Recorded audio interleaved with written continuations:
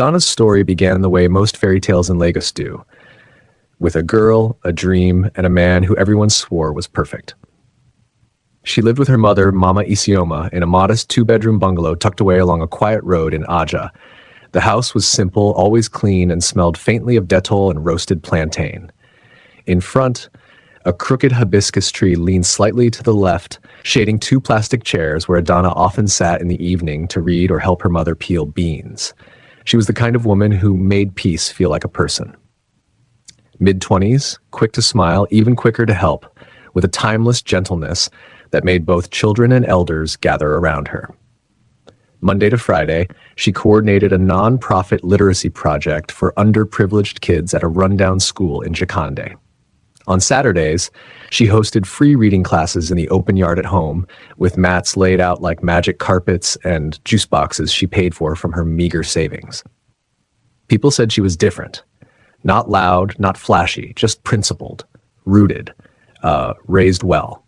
And they were right, because Mama Isioma raised her right. A retired public school teacher and widow of 12 years, Mama Isioma was the kind of mother whose voice could prick your conscience even when she was whispering. She believed words should be simple, but heavy with truth. Her favorite line, "If your name no spoil, your future go hear you." Adana carried that philosophy like breath. Everything about her world was grounded in that small circle of life: home, children, books, and prayer. Until Victor came into the picture. He drove in like Lagos rain, unexpected, dazzling, and impossible to ignore. It started one late Saturday afternoon. Adana was helping Mama Isioma rinse dishes when they heard a gentle honk outside the gate. A black Lexus Jeep idled by the entrance. When she answered, the window rolled down to reveal a clean-cut man in a crisp white kaftan, sunglasses perched on his forehead. "Sorry," he said, smiling. "Is this where the kids' literacy program is held?" She nodded cautiously. "I saw kids walking away with books. Thought that was worth finding out." The conversation was short, respectful, easy. That was how it started. A week later, he returned, this time with a carton of notebooks and a plastic file box labeled Lagos Book Drive Challenge, sponsored by Achelonu Developments. Soon he became a familiar face. The younger boys at the reading center called him Uncle V. The girls hid bashful smiles whenever he stepped in with his cologne and confident walk. Victor Achelonu looked like wealth, sounded like Oxford, and smiled like he had remembered your birthday even before you told him. Charming but not loud. Gentle but in control. He grew up in Ibadan, schooled abroad, and returned to Lagos to co-found a real estate company focused on luxury transitional housing. The man had money, class, networks, and a voice wrapped in calm certainty. The entire community whispered behind wall cracks and salon chairs, "Adana Don Hammer. That fine Lagos big boy is the real deal. Oh." Her prayers work. The courtship moved quickly, almost too perfect. Victor was generous, attentive, and deeply impressed by Adana's values. He spoke often about wanting a real woman, not someone always curating herself for Instagram. She blushed whenever he sent lunch during her reading sessions, or when he quoted her words back to her without trying too hard. Sometimes at night, he'd call and ask about how her spirit was doing. Not just her schedule. It felt real. Almost divine. After 6 months, they were inseparable. From the book drives in poor neighborhoods to dinner dates on the island. He introduced her to his business partners as the one who keeps me sane. And then came the proposal. The night her world sparkled. It happened on a rooftop in Lekki Phase 1, under soft yellow lights and a breeze that carried the sound of a jazz trio playing The One. She thought it was just another congratulatory dinner. Victor had just closed a 500 million naira project. But when dessert came, the waitress lifted the silver cover to reveal not cake, but a geometric gold ring nestled in a folded white napkin. Victor dropped to one knee. The restaurant gasped. "What are you doing?" She whispered, stunned. He smiled. "Adana, you've taught me what a heart sounds like when it's quiet. Marry me." Her mother's words played in her head. "If your name no spoil, your future go hear you." That night, her name echoed on every neighbor's lips. The weeks that followed wrapped her life in color, laughter, and frantic preparations. A wedding date was set. Her phone rang endlessly. Friends volunteered to serve as bridesmaids. Tailors appeared. Caterers sent samples. Her reading center kids drew cards with "Congratulations, Auntie Adana" scrawled in crayon. Victor covered everything: the hall, the videographer, the asoebi materials, the apartment they would move into after the wedding. His family offered silent cooperation. Not warm, but polite. And still, Mama Isioma watched. In the middle of all the glitter and joy, she noticed little things. Victor no longer lingered after dropping Adana off. His gaze sometimes flinched when she laughed a bit too loudly among her old neighborhood friends. One day she overheard him say on the phone, "She'll need to upgrade a few things. But we're starting from a good heart, at least." Mama never confronted him. But that night, as Adana counted invitation cards on the floor, Mama Isioma sat on her bed and cleared her throat. "Adana," she said quietly, "can I talk to you without you hearing me as your mother?" Adana chuckled. "Mama, you can't stop being my mother." She looked up, but her mother's face was grave.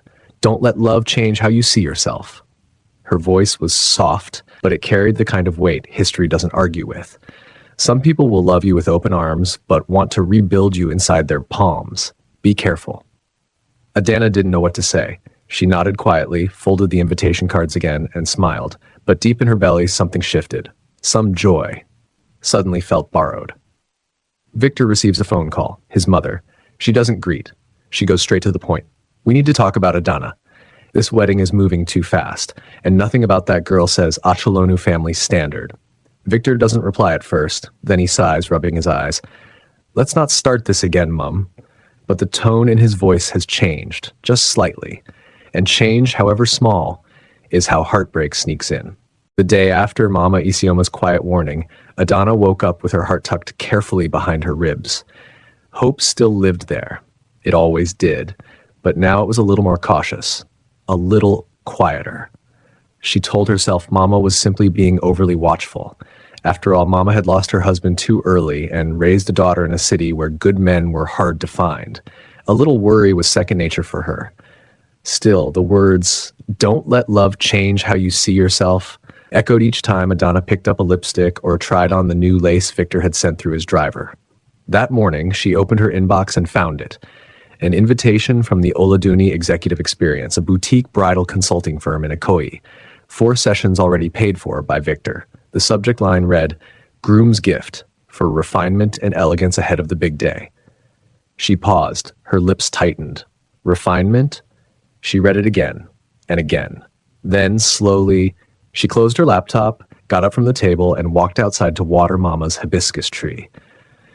There was no need to overthink it, at least. Not yet. That weekend, Victor invited her to join his family at Terra Culture for his father's birthday dinner. It was the first time she would meet the rest of the Akolonu clan outside of business dinners or public events. She wore a simple peach dress, long sleeves, modest neckline. Mama helped pin her scarf. "Don't worry," her mother said, pressing the last pin in place. "You're not going there to impress. You're going there as yourself." Adana smiled behind the mirror. "But society loves costume, Mama. Then walk in truth and let them choke on it." The dinner was grand, but icy in the air. Victor's father was civil, even warm, a quiet man who smiled with his eyes more than his lips. But it was Mrs. Enitan Akolonu, the matriarch, who took center stage. She didn't frown, but nothing about her face welcomed Adana either. Her greetings were polished, void of affection. Every word she spoke felt like a law taught to children in elite boarding schools. Adana did her best, complimented the meal, contributed to the conversation when invited, but she noticed how small silences followed her answers. Not rude, just tight. Victor's older sister, Nkechi, barely acknowledged her. She spent most of the dinner scrolling on her phone and humming lightly to whatever was in her earpiece. And then, as the meal wound down, Mrs. Akolonu turned to her son and said, "Vic, I heard the guest list hit 450. That's fine. Just make sure your photographer highlights what really matters, the branding. We're positioning this family for higher orbit. Image wins contracts." Victor nodded without looking up. Then Mrs. Ashalonu's gaze slid sideways, straight into Adana's. "And Adana, darling, you're very poised, polished for a pepper seller. You've clearly worked hard." A sip of water, a straight face, almost like she didn't just slap her across the table with words dressed in lace. Silence. Victor chuckled awkwardly and reached for more wine. That night, Adana said nothing during the drive back. Victor didn't bring it up either. He just rubbed her hand lightly and said, "You handled yourself really well tonight." She nodded, but inside a seed had taken root. Not anger, not shame, just something she hadn't felt in his presence before. Uncertainty. 2 days later, her bridesmaid's asoebi order arrived from Asaba, silk, custom print, 20 yards apiece. Except one bridesmaid was missing. Nkechi, Victor's sister. Adana reached out through text. The reply? "I won't be needing that, thanks. Mum says we'll coordinate differently." Long story. She read it twice, then 3 times. Slowly, she lowered the phone and whispered, "They've drawn a line." That week, Victor became increasingly busy. First, he stopped calling in the mornings. Back-to-back meetings, babe. Then, he started rescheduling their fittings. The new Lecky site needs urgent attention. Calls started going unanswered, sometimes for an entire day. Adana didn't push. She wasn't the clingy kind, and they were close to the wedding. Stress was expected. But even Mama Isioma began to watch more closely. "Have you noticed?" she asked one night while slicing uziza leaves. "He was calling you 5 times a day before. Now you day wait for good night?" Adana forced a smile. "Mama, he's just under a lot of pressure." Mama didn't argue. She only said, "Pressure never hides a man's heart. It reveals it." Then came the final blow of that week. Small, but thunderous.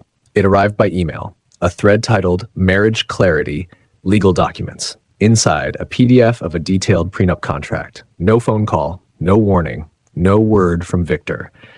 Just a silent download that perched on her inbox like a ticking timer. She stared at the screen for a full minute before clicking. Her name appeared multiple times beside phrases like limited claims to marital assets, no authority in business affairs, post-nuptial review clause.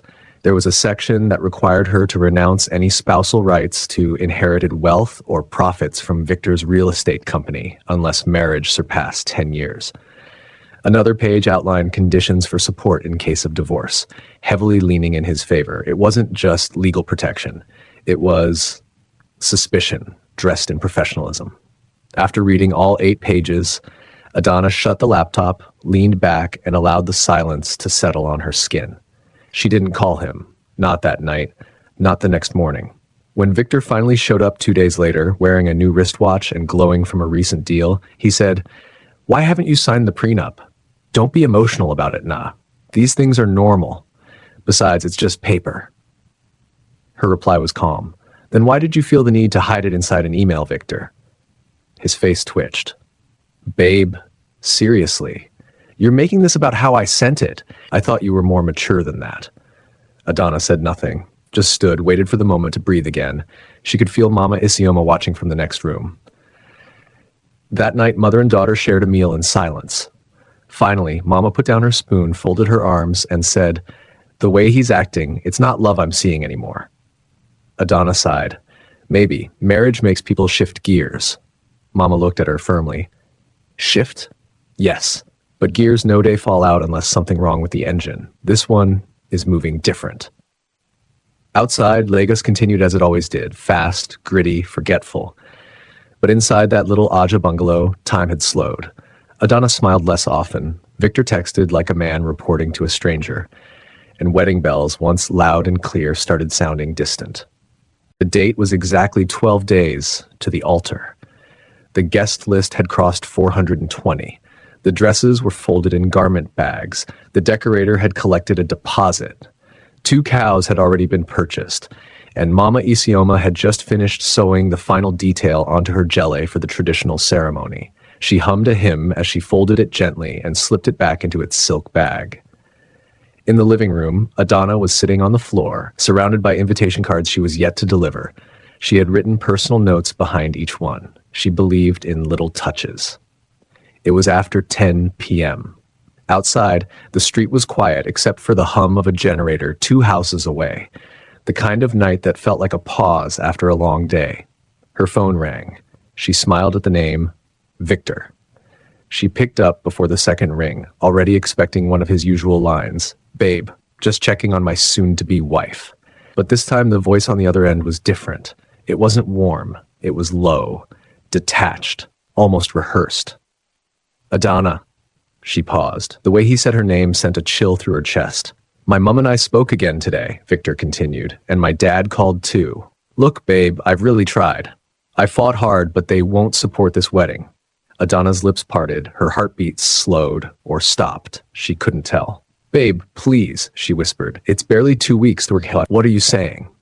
She could hear a soft exhale, the one that comes after a decision has been made. Then he said it, plain, like he was canceling a lunch reservation. Let's just move on. No noise, no stammer, no urgency, just finality. For a full 10 seconds, Adana was silent. She didn't interrupt. She didn't beg. She just listened, hoping he would correct himself, but he didn't. He said he'd send something the next day to help her cover costs. That it wasn't nice how everything had gone down, that he wished things were different, and that he still cared for her, but he simply couldn't go through with it anymore. Then he hung up. Not a single "I'm sorry," just silence, followed by the dull beep-beep of a lost line. For a moment, Adana sat completely still. The room didn't move. The night closed in. She looked at the screen again to make sure she hadn't imagined it. Then she called him back. Once. Twice. By the third time, it rang twice and went to voicemail. By the fourth, she didn't bother. She stood up like she was balancing someone else's body. Walked into her room in a daze, dropped her phone beside her bed, and sat on the floor, eyes wide open. She didn't cry. Not yet. Something deep inside her was still buffering, piecing together how a man who once held her pinky finger while she napped had just turned her entire future into static. Mama Isioma was bent over her evening prayer mat in the corner of her room when the knock came. No words, just one knock. For years, she had learned to read her daughter in glances and gestures. One knock at that hour, something was wrong. She came out slowly, seeing her daughter sitting on the floor with her hands folded between her knees like a child in a storm. Adana lifted her eyes and only muttered one sentence. He said, "Let's just move on." No scream tore through the room, no plate shattered, no tear drowned the walls. Instead, Mama Isioma sat down beside her child, lowered her head, and began to pray quietly. She didn't ask what happened. She didn't curse his name. She only said over and over, "God, don't let my daughter break. Give her peace before explanation, strength before answers." They stayed that way, mother and daughter, leaning into each other, wordless yet speaking loudly in shared pain, until the early hours of the morning blurred into pale light. By sunrise, the phone calls started, not from Victor, but from tailors, makeup artists, photographers, the caterer asking about final agreement for the menu. One vendor even shouted at Adana on the phone, accusing her of playing games with payments. She sat still through it all. One call after the other, her hands never lifted. It was Mama who collected the phone and handled each conversation, calmly, firmly. "The wedding is off," she said again and again. "You can keep the deposit if you must. No need for fighting." The worst call came from Bisi, Adana's best friend turned chief bridesmaid. "Adana, God forbid, are you joking? He broke up with you? Just like this? Do you know how much emotional investment I've put in this wedding?" Tears threatened to come then, but Adana held them. A strange kind of stillness had gripped her. Not numbness, not denial. Just something that kept her in one piece. Later that day, she walked into her room with a black duffel bag and packed 4 dresses, her laptop, the books she never stopped reading, and her Bible. She didn't announce it. She didn't say goodbye to the neighbors. That evening, Mama came out to see her at the gate, where an early morning bus from God is Good Motors waited.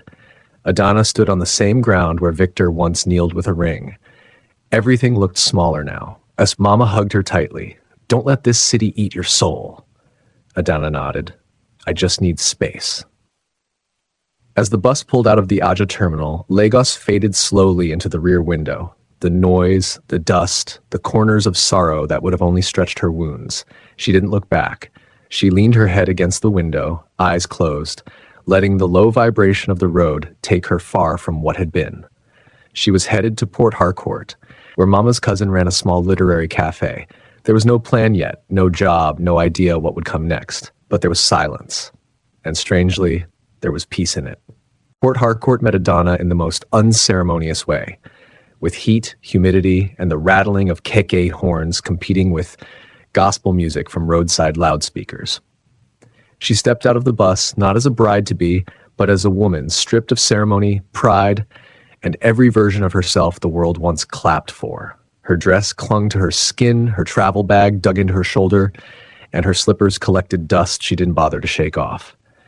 She wasn't here to impress. She was here to heal. Mama Clara, her late father's cousin, owned a tiny book cafe near Rumola Junction, a sleepy neighborhood hub where people came more for meat pies and peace than for literature. But inside, there was warmth. Pile after pile of worn books covered every dusty shelf. Mismatched chairs, chipped mugs over the years, and the smell, the lovely nostalgic scent of paper, cinnamon, and thyme. Mama Clara hugged her tight at the entrance and didn't say much. Just one long embrace and the words, "You're safe, my daughter. And when you're ready to speak, you'll speak." Adana nodded, resting her forehead on the older woman's shoulder. In the weeks that followed, time slowed its heartbeat. Mornings were for unpacking deliveries and sorting shelves. Afternoons were for serving tea, organizing small poetry gatherings, and sitting quietly by the big front window. And evenings. Evenings were for reading to children. The center had gathered dust before she arrived, but soon her presence began to shift the space. Children started returning with their friends to hear Adana's reading voice, soft yet full of color. She read fairy tales, African folk tales, junior biographies, but it was her voice, her willingness to kneel beside a child and explain a big word that lit a new fire in the cafe. They called her Auntie Ada, not Victor's fiancée, not the one who almost got married. Just Auntie Ada. At night, when the cafe closed and the Port Harcourt breeze finally cooled, Adana would take her dinner alone under the mango tree behind the building and call her mother. Sometimes they talked. Sometimes they just stayed on the line in silence. "Mama, do you think I missed God?" "No, daughter," Mama Isioma would say. "God is not small like man. Some people must leave you so the real answer can enter." Those conversations were as much a balm as they were bricks, quietly rebuilding her from the inside. One Saturday morning, Adana was stacking books about women leaders across Africa when a young woman walked in wearing a denim jumpsuit and an afro bun, holding a to-go cup and a notepad. "Hi, do you work here?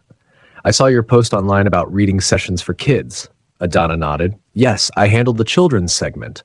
The woman's name was Amarachi Okafor, program director for a youth empowerment organization based in Abuja. She was in town scouting for guest moderators for her next Youth and Future Forum happening in River State. "I read your blog entry on educational equality," Amarachi said, smiling. "Simple but powerful. You have a teacher's voice." Adana blinked. "I didn't know it had gotten that far." Amarachi shrugged. "People share beauty." She handed Adana a flyer.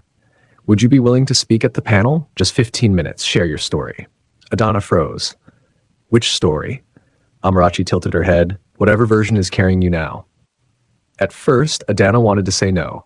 She had come to Port Harcourt to disappear, not to speak, not to be noticed. But Mama Clara encouraged her. "You don't have to tell them everything," she said. "Tell them what healed you." And so, on a quiet Thursday morning, dressed in a plain Ankara gown with flat shoes and earrings that didn't dangle too much, Adana walked into her story. The event held at a multi-purpose hall tucked near Peter O'Deely Road, with plastic signage and blue chairs covered in white linen. The air conditioners worked only halfway, but the room buzzed with anxious, eager energy. Students, volunteers, facilitators, all humming with the expectations of whatever change meant to them. Adana stood on stage. No flash, no introductions with long bios. Amarachi gave only a simple sentence. "She's here because children listen when she speaks." At first, she read from her notes, but soon her eyes lifted. She spoke, not from memory, but from something deeper. "Sometimes life will push you so far down that breathing feels like a burden. But I've learned something on my worst days. If your hands are still free, build. If your voice can still speak, then teach. And when your name no longer carries noise, let it carry meaning." The hall went quiet. It was the kind of silence that didn't ask for applause, it just hugged you. In the middle row, a tall man in a navy blue native sat with one hand across his chest, index finger resting just beneath his lip.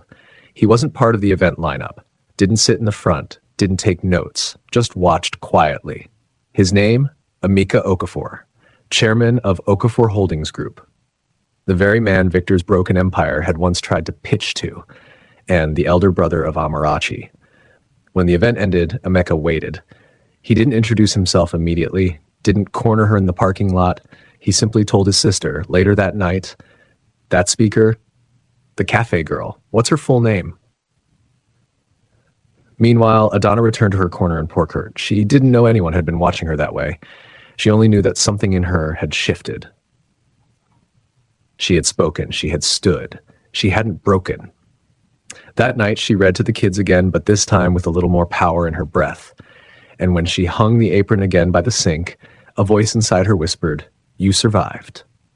The week after Adana stood on that platform and told her quiet truth, something about her rhythm changed. Not drastically, no. She still swept the cafe each morning, still served warm chin-chin in paper wraps, still read to children under buzzing ceiling fans. But something inside her was standing taller.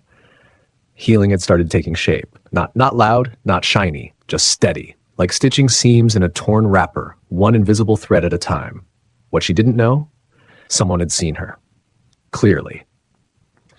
2 nights after the youth panel, Amarachi walked quietly into the cafe just before closing. She was holding an envelope and smiling softly as she placed it beside the cash tin. Adana looked up, brows raised. "What's that?" "Something I'm not allowed to explain," Amarachi said, grinning. "But open it after I've gone." A few moments later, when the street was dark and only the humming fridge in the back room stayed loud, Adana opened the envelope. It was a printed payment receipt. 2 million naira donation transferred to a new account name, the Ada Literacy Project Fund. The payer? Anonymous. Adana blinked, breathed, checked again, thought it was a joke. 2 million naira? Her fingers trembled slightly as she ran them down the page. The cafe had struggled for grants for months. That kind of money could fund books for 3 local schools and outfits for an end-of-year reading program. She didn't cry. She simply whispered, "Who sees this far and stays hidden?" A day later, Amarachi returned. She didn't bring it up, but Adana noticed the extra softness in her tone, the way she lingered longer on the shelves, watching people's reactions to the girl behind the books. Then she casually said, "There's an education forum in Abuja next month. Private, with major donors attending. They're profiling changemakers working at grassroots level. I sent your name." Adana's eyes widened, stunned. Why would you do that? Because not every light was made for social media. Some are meant for policy rooms. Yours happens to be both. The highlight of the Abuja Forum came not from her speech, but from a keynote slide rotating behind the panel speakers. It read, "Grassroots Guardian of the Year, Adana Isioma, for finding power in paper and purpose in silence." Everyone clapped. Adana stood, smiling shyly as the camera lights flickered. Meanwhile, somewhere at the back of the hall, Emeka Okafor sat with quiet content, not even clapping like the others, just nodding slowly to himself. He wasn't just impressed by what she did. He admired what she didn't need. Platforms, filters, applause. She didn't wait for attention, and somehow attention kept coming to her. That night, he sent Amarachi a message. "Have her invite me to the next children's event. Not public, quietly, just so I can see how she really works." 2 weeks later, Adana organized a Poems and Pancakes Saturday hangout for 20 school children under 10. They read aloud from Bessie Head, played silly rhyming games, and stuffed sticky pancakes into their cheeks. When people clapped, Adana beamed. Not for herself, but for them. All the while, she noticed a quiet man sitting in the far corner of the cafe, close to a padded bookshelf. Well-dressed, heavy-set, yet soft around the face. He didn't interrupt, didn't shake hands, just watched, with the stillness of a man who'd seen the world and was trying to reconnect with something real. Later that day, Amarachi whispered, "That's my brother." Adana froze. "That's Emeka Okafor?" She'd heard the name. Everyone in real estate, energy, and manufacturing had. He owned half of industrial Elima, and his name graced the economic summit boards every year. "He's nothing like I expected," she said. Amarachi smiled. "He's tired of noise." They didn't speak that day, but the seed was already planted. A few days later, a message came through Amarachi. "Thank her. The peace in her space is rare." A week later, he came back, alone this time. "Could I buy you tea?" he asked, in that freshly creased voice that didn't beg to be liked. Adana paused, unsure, then nodded. That first conversation over steaming cups of lemongrass lasted 2 hours. They didn't talk about business. They didn't talk about heartbreak. They spoke about books, about children, about quiet legacies. Emeka told her how he lost his wife 5 years ago to pancreatic cancer. She had been a teacher too. I never remarried, he said plainly. Part of me stopped functioning until I saw a video of you standing on a platform and talking like a woman with her whole mind stitched in truth. Adana said nothing for a while, then quietly replied, I didn't know anyone noticed. He offered a small smile. Women like you are rarely noticed until they've carried weight in silence for too long. That's when people turn their heads, usually when it's almost too late. That night, Adana didn't sleep early. There was no flutter in her chest, no butterflies, just a strange sense of being seen. Not eyed, seen. Weeks passed, conversations grew. They didn't date. They just shared. Coffee, walks, planning ideas for the book cafe. When it rained, Emeka would sit on the porch and say nothing. Adana would hand him a shawl without asking why he came in the first place. In time, he brought along someone new. His 9-year-old daughter, Zara, bright-eyed, polite, curious. Zara adored Adana from day one, tugging on her hand, asking for bedtime stories and pancake days. Mummy D, she called her. That was the moment Adana first cried. In the back room of the cafe, Zara wrapped around her waist, soft voice saying, I like you. Are you going to be my new mummy? In those tears was not pain, but release. The cold Victor once left behind was melting, not because another man came, but because Adana had come back to herself, and this time, someone simply decided to walk alongside her, not pull her, not fix her, just see her. The first sign of trouble came like a whisper on the phone. Victor was shirtless in his spacious Lekki apartment, standing on his balcony overlooking the lagoon, glass of whiskey in hand. He had just gotten off a video call with a prospective client from Dubai when his phone buzzed again. It was Jola, his lead project consultant. Oga, we need to talk. There's a serious issue with Block A of the Meridian Heights project. Funds are missing, over 120 million naira unaccounted for. Victor frowned. Missing key? From which phase? The building materials receipts were forged. I think Kenechukwu is involved. Kene, his CFO. Childhood friend, trusted like blood. Victor laughed it off at first. Weeks ago, he had brushed off other red flags too. Delayed reports, nervous energy in board meetings, a leaked blog post that hinted at embezzlement in a rising real estate empire. But now, the pieces were starting to chain link. Calls began flooding in. Regulatory agencies, angry subcontractors, quiet threats from banks he owed. And then, the headlines hit, Akolonu developments under review for financial irregularities. Overpriced luxury, undelivered dreams. Investors pull funding amid fraud allegations. Suddenly, Victor's phone calls weren't being answered anymore. Corporate meetings got postponed indefinitely. His business name, once golden on LinkedIn and industry pages, had begun collecting dust. The man who once walked through life with clean shoes and clean deals now had mud on his name. It got worse. His mother, Mrs. Enitan Acholonu, the same woman who once called Adana a polished pepper seller, collapsed during an Association of Women in Business cocktail event. Hypertension, mild stroke. The back whispers at the hospital weren't subtle anymore. You know that's the boy who left the decent Igbo girl, right? Wahala started since he canceled the wedding. If it be punishment, God does not sleep. Victor stood silently outside his mother's hospital room, phone pressed to his head, listening to dead tones. He tried calling old allies. They ghosted him, tried clients he once dined with, now unavailable.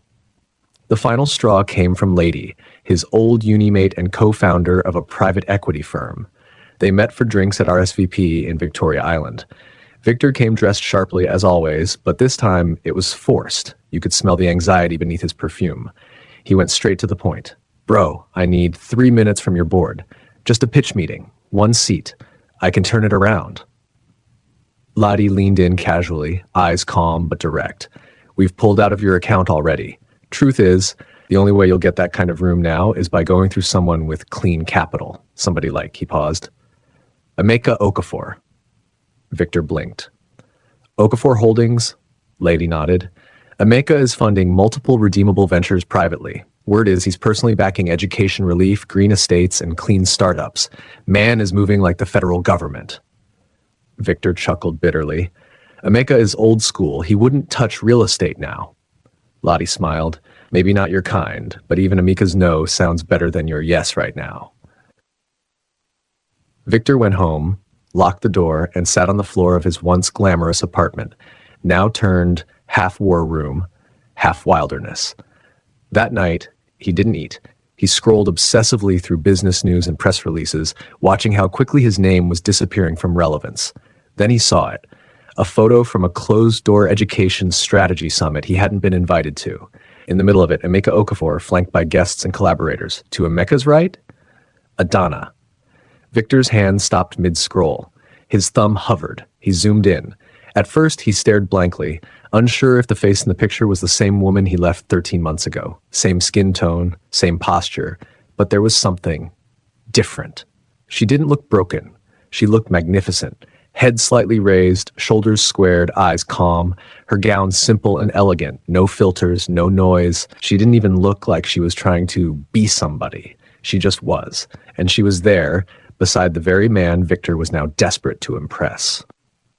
He threw the phone across the couch and grabbed his whiskey. But somehow, even the glass tasted bitter. He called Bisi, Adana's best friend. She didn't answer. He typed a message, paused, deleted it, typed again. Is it true? Did Adana marry him? No response. The next day, the answer came through Amarachi's Instagram story of her sister-in-law's reading project. Hashtag Mrs. Okafor Literacy Day. That confirmed it. Adana wasn't just dating Emeka, she had married him, without noise, without invitation, without warning. Victor sat on the edge of the bed for a full hour, no words, no movement, just a war exploding inside a man who had lost everything except his pride. And even that was starting to draft its resignation letter. By evening, his mind was racing. He could not afford to let his ego kill his last chance. So he opened his laptop, logged into the Ikoyi Global Investors Summit website, and paid 350,000 naira for a late registration. The event was only open to verified entrepreneurs and project owners, but he had enough credentials, even if his reputation was dented. His goal was clear: be in the same room as Emeka, by proximity, by prayer, by miracle, if necessary. Maybe, just maybe, Adana wouldn't hold a grudge. Maybe she'd still listen. Maybe there was still part of her heart that remembered what they once were. Or maybe it wasn't really her he needed. Maybe she was just holding the only key that could open the last door he hadn't been locked out of. As he zipped his suit bag and confirmed his car booking to the venue, Victor looked at his own reflection in the mirror. His face had changed. Not older, just emptier. He touched his jawline and muttered, "She wasn't the wrong girl. I was just the boy who didn't know what gold felt like until it slipped down the drain." The Ikoyi Global Investors Gala was the kind of event where soft jazz floated in the air like perfume, and money wore suits but spoke in whispers. The grand ballroom at the Monarch was dressed in deep navy and emerald green, tasteful, elegant, but opulent enough to remind you that this was not an ordinary room. Thousands of feet of velvet, golden uplighting, and crystal chandeliers made everything shimmer gently under a ceiling carved like royalty's crown. Soft clinks of glasses, heels on marble floors, laughter that had long paid its way into power. Victor stood just past the reception table, ticket in hand, discomfort hiding behind a freshly steamed navy tuxedo. On the outside, he looked sharp, controlled. Still someone you'd bet money on. But inside, the cracks were loud and getting louder. He adjusted his cufflinks, checked his reflection in the glass wall. For a moment, he looked like the Victor of old, the man who once owned rooms like this, casually, easily. But now no one rushed to greet him. No one offered their card or dropped a casual, "Let's do lunch." He had become what he used to ignore. His eyes scanned the room, searching for one man, Emeka Okafor. That was the goal tonight. Shake his hand, sell his last hope, maybe secure the investment that could save what was left of Achalonu Developments. But Emeka hadn't arrived yet. Victor moved among the clusters, smiling, nodding, commenting where he could, but no one clung. Conversations passed him like wind. Even the photographer subtly skipped over him. And then the piano paused. He didn't notice it at first, but the hush that settled across the room pulled his attention like gravity. Heads were turning toward the entrance. Phones came out quietly, servers even hesitated mid-step. Whispers rushed quickly from corner to corner. That's him. Wait, is that the wife? She looks like a goddess. Is that Adana? Victor turned, and everything else faded. She stepped in like she was made of something ancient, soft power wrapped in grace. Adana wore a floor-length evening gown. Deep wine satin that clung to her in the right places flowed gently in the rest. No sequins, no glitter, just presence. Her hair was pulled back into a low bun, 2 diamond studs in her ears, and a single bangle circling her wrist. Her makeup was minimal, her skin glowing like she ate peace for breakfast and slept inside wisdom. And beside her stood Emeka Okafor, tall, quiet, commanding in his simplicity, a man who held no microphone but still controlled the rhythm of the room. He placed a hand gently at the small of her back, guiding her in, not as if she needed it, but because he wanted to be near where she belongs. Victor's throat dried instantly. He took a shaky step back, then a hesitant one forward. Adana's eyes met his. She paused, just for a second. Then she offered a small smile, not rude, not bitter, the kind you give someone you used to know before they walked into a storm and left you in the rain. Later, at the cocktail section, Victor saw his chance.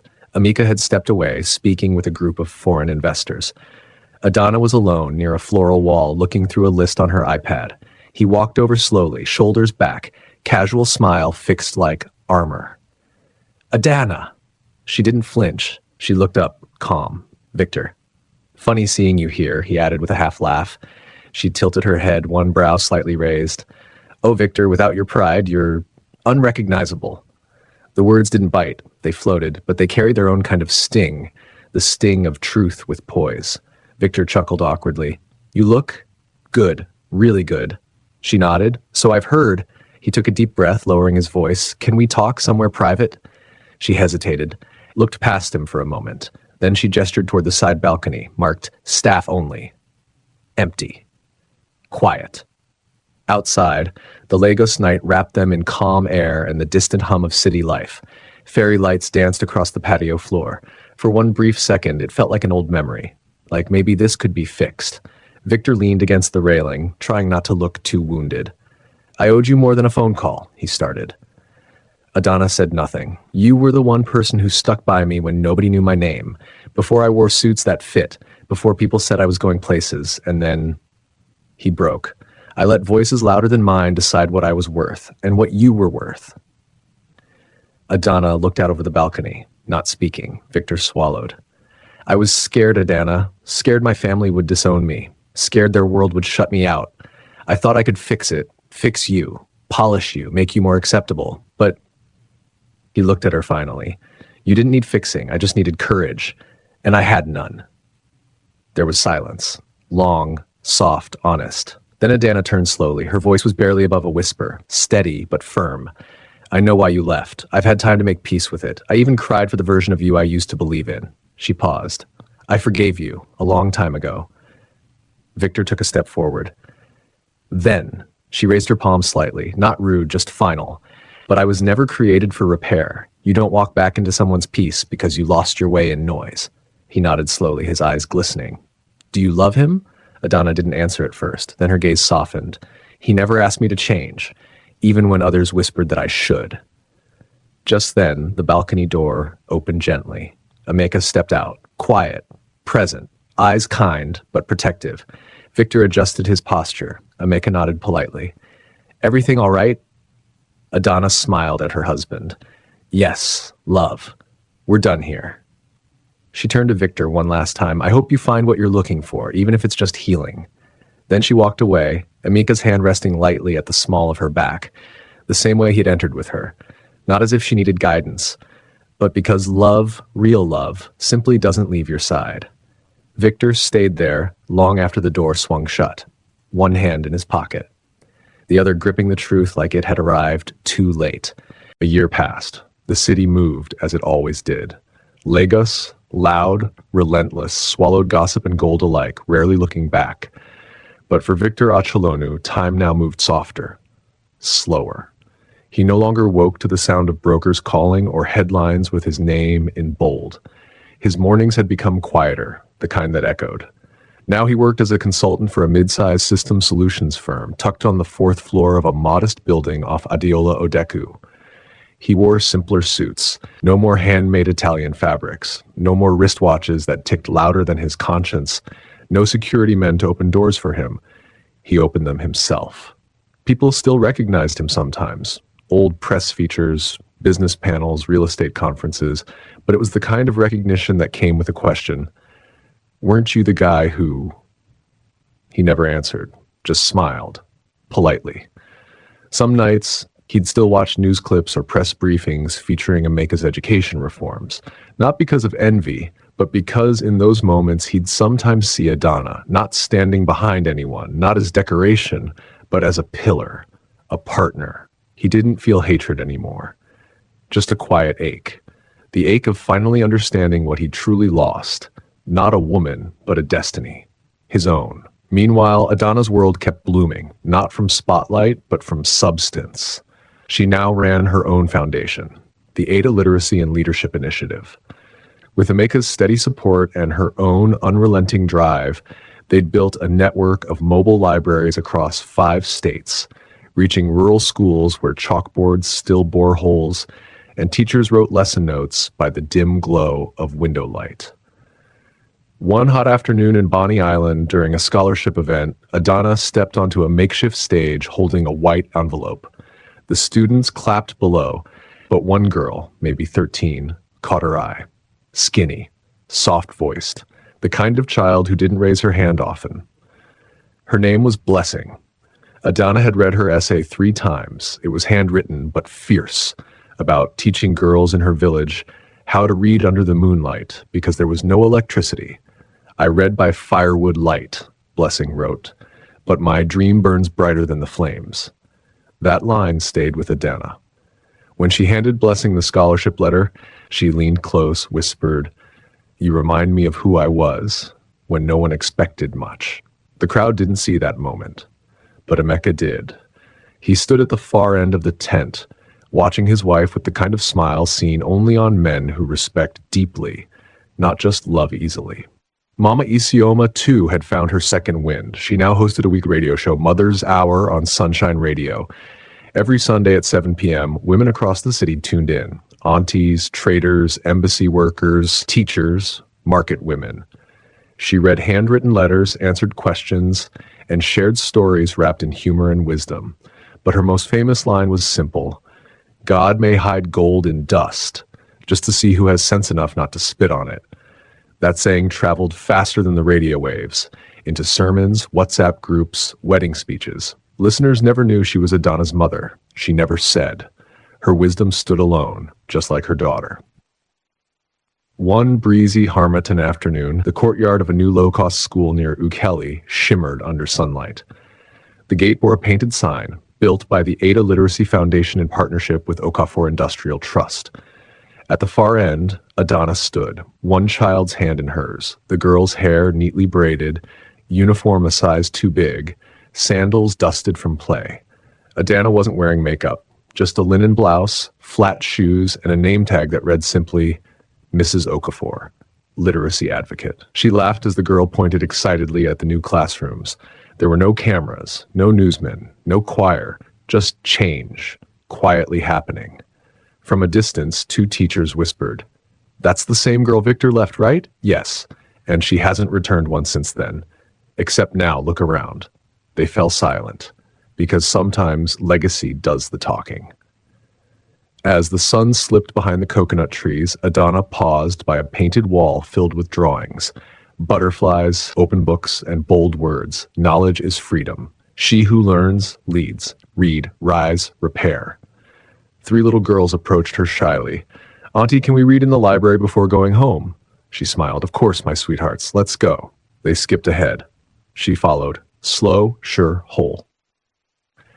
And miles away, under a flickering streetlight, Victor closed another spreadsheet. He thought time would heal the emptiness, teach him to forget. But sometimes, walking home late, her name would rise in his throat, and he'd swallow it. not because it hurt, but because he knew she no longer lived in spaces that echoed backward.